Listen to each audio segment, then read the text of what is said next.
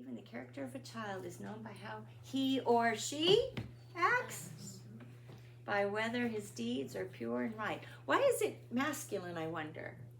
Because everything was masculine then. But grammatically, both in Hebrew and Latin, which our language is based on, when it's a crowd of just girls, it'll always be feminine.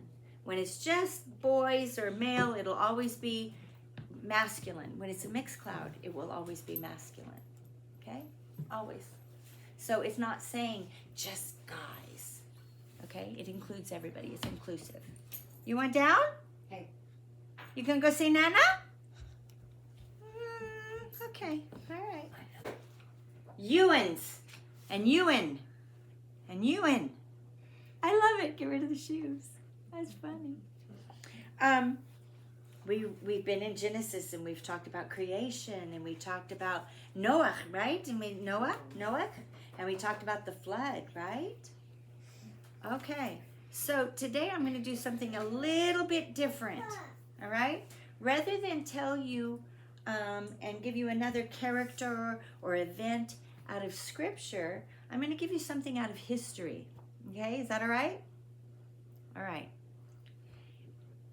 So there are things called myths, right? Myths. And myths are stories from different cultures, right? Different cultures, okay? Different ethnic groups are cultures, and they have stories. They have stories about creation. They have stories about flood. They have stories about men of renown. They have stories about half men, half gods. And growing up in the Christian church, a lot of us were taught, don't read those myths. Don't learn about the world. Don't, you know what? Sorry, I say hogwash. So a sample about a myth is something like Wonder Woman, right? Or about Superman, or about Hercules. I'm glad you said Hercules, because Hercules isn't a myth. He's a real historical. Nope, he's a real historical character. Yeah, but there's a myth about him, and a myth is just a story. Okay, a myth is a story or a fable. You know, we can read about the Maccabees, and it's a story. It's a myth, but it's not. It's history. Okay, and we have it written down. So every culture, if you look at every culture, right? There's only one race, human. Every ethnic group, every culture has a story about creation. Even the Native American Indians. And they're called Indians because somebody thought they discovered another path to the country India, which is how they got their names. They're not. They're Native Americans. Okay? So that everybody has a story about creation. But they also have stories about the flood. Every culture. Okay? And their myths, their stories, their accounting of it is different. You know, we've been going through the New Testament and we are reading Matthew, Mark, and Luke, and John. And they're telling us the same thing, but from a different perspective, right? A different understanding. Okay, so the myths of the world are the same. They're giving it to you from their perspective. So a lot of them are giving you their perspective apart from that. Different from this.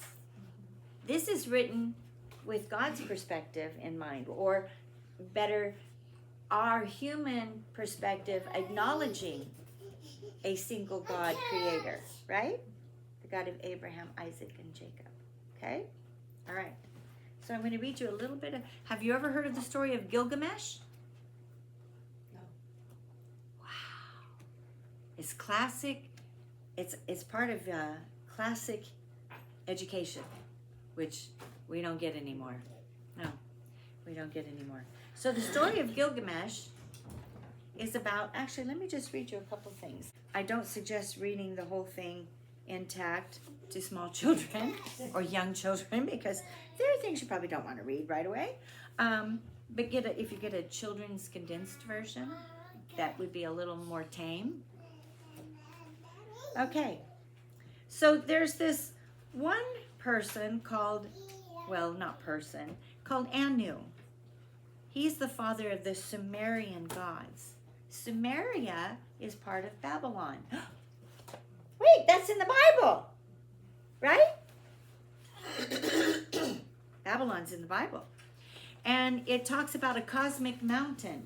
Remember what I told you about the garden and what I told you about mountains? How mountains are high places?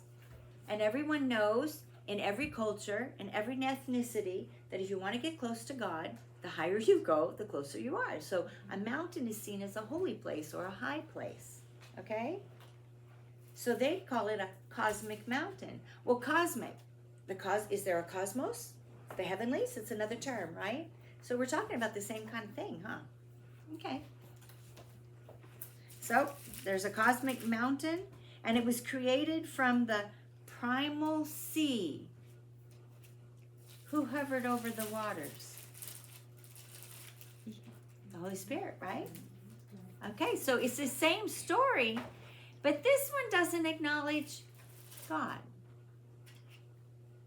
But we can see that his truth is still out there, and they acknowledge the flood, and they acknowledge creation. And out of the primal sea was created two parts, heaven and earth. Wow, really? Yeah, really. And then there's a figure in heaven, and I'm not going to say their names, and so I'm not going to say the names of foreign gods. Okay, it's God's day. We set it aside for him, right? So I'm not going to do that today. But there's a God of springs. There's a God of earth, wind, and spirit. And then there's the main character. Oh, there's goddesses, right? But in the heavenlies, there's not really gender. But we humans give everything gender. And then there's the main character called Gilgamesh. And he's part God and part man. Is that possible? You know, people say, oh, angels can't have offspring because God said, we'll be like the angels. Okay, well, that doesn't mean that they can't. It means they don't. There's only one who's God and man. Is there? That's Jesus. God big G, the God of Abraham, Isaac, and Jacob. But God little g, remember I told you about Malachim and Elohim and the heavenly beings, these heavenly creatures? There's in Genesis chapter 6, it talks about the Nephilim. The offspring of little g and man. Oh, wow. But only one, right, there's only one true God who has no beginning and no end. These other lesser gods all have a beginning, don't they? God created the heavens and the earth. God created the heavenly beings and the earthly beings. Then there's this very interesting place, it's called Uruk, which is in southern Babylon. It was an important dynasty of kings following the flood. The flood. Not a flood, the flood. And then there is this man, they gave him a name. I'm going to murder it, I'm sorry.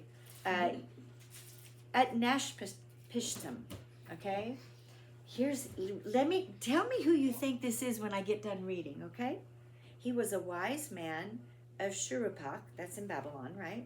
One of the oldest cities of Mesopotamia, situated about 20 miles north of Uruk, which is the biblical Erech, in the, what? You mean that city that I just told you about in southern Babylon is a biblical city, Iraq? It is. Oh my goodness. Oh, so his name means he who saw life. He was protected from the flood by this little g God. Who was protected from the flood? Noah. Who was protected in the flood? Noah, right? Noah was protected from the flood by a God, a little g God that they called by this name, but we know he was protected by God, right? But Noah found favor, grace, mercy in the sight of God. Oh my goodness, seriously? was Sumerian, Babylon. Part of the story talks about the gods in council. Have I ever talked about a council of Elohim? And they talk about demigods. And the conflict between the gods and their created superhuman beings. Oh, the Nephilim? Yes. Okay. So, man, even the world acknowledges pieces of our biblical history. Right? It's not just a story I'm telling you. I'm not just making it. It's not. The Bible isn't just a myth. It's not something that, oh, those are nice stories. They're real people, real events, real creation, a real flood. Pretty cool, huh? All right. So, what character were you asking me about last night? I don't remember. Alfred mentioned him. Hercules? Hercules. Isn't Hercules a demigod? Part God, part man? Supposedly. Supposedly. Now, he is a contemporary of Moses. Historically. The story of Troy happens. Troy is an event that takes place during the life and times of Moses. Wow. Are you serious? Are you kidding me? That should make you go, whoa. I want to read no more. Okay? Your God is alive. He's the only God that's alive, that's real, that has no beginning and no end. Okay? And he created all things. He's the definition of infinity. Huh? I said, so he's the definition of infinity. Yeah! He is the definition of infinity, huh? He's the epitome of infinity, right? No end. So that leads to my favorite holy day out of Leviticus 23. Anybody remember what that is? Passover. No, but they're kind of all my favorites. Sukkot. Sukkot is a 7-day festival, but on the 8th day. And when you turn an 8 on its side. Ah, see? How can you have a 7-day festival and have an 8th day, huh? She was like, what? Huh? She looked at me like, that doesn't make sense, right? But that's what God said. It's a 7 days. It's a 7-day feast, festival. But on the 8th day,